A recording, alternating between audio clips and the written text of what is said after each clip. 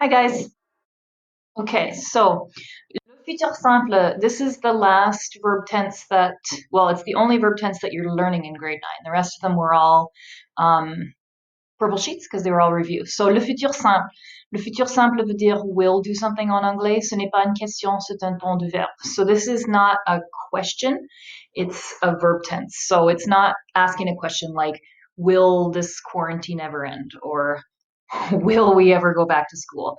It's saying something like, I will go to university in 4 years, or I will get married when I'm 25, something like that.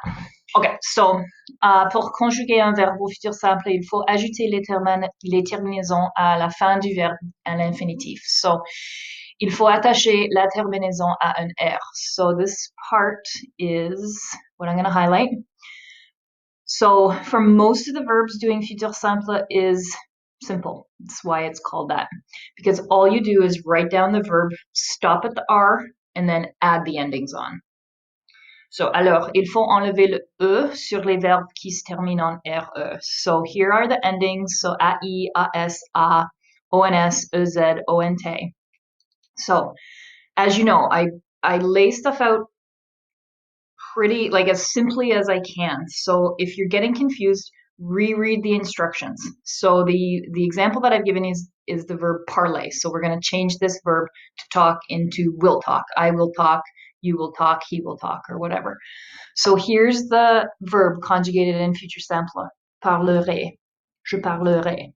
So you write down the entire verb.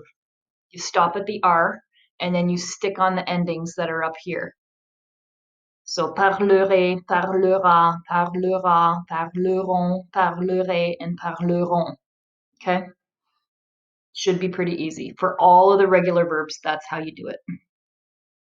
So, cependant, il y a certains verbes qui sont irréguliers because we know French is hard and there's never anything that's totally easy. So there are a list of irregulars. So normally you just take the verb, you write down the entire verb and stick the ending onto the R.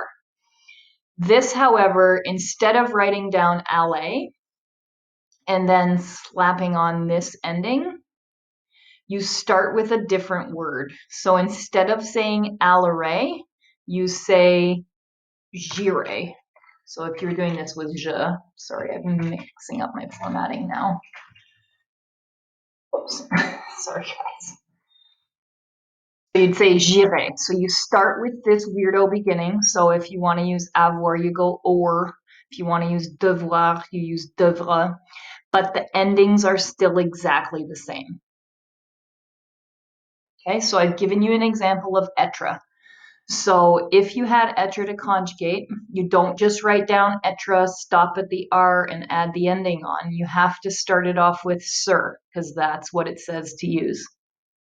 There's no way to memorize these, and there's no way to know them. It's just you got to use the sheet. Okay, so I'm going to stop here for now, and then I'll make another video for the back.